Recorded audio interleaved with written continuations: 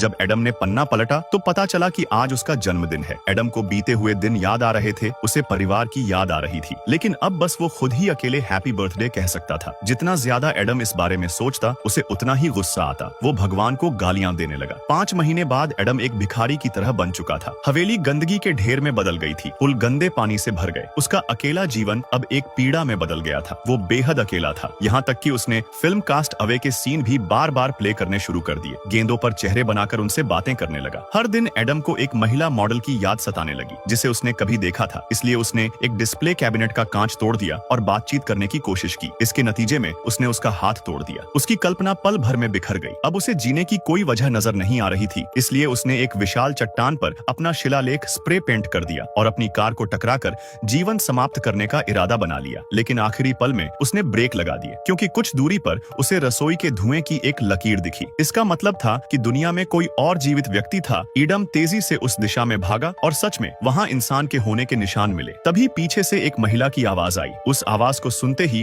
Adam उत्साह से बेहोश हो गया। जब उसकी आंख खुली तो उसके सामने एक खूबसूरत महिला खड़ी थी, बिल्कुल वैसी ही जैसी उसने अपने सपनों में देखी थी। अब जब दुनिया में केवल एक पुरुष और एक महिला ही बचे थे, तो उन पर मानव प्रजाति को आगे बढ़ाने की जिम्मेदारी थी।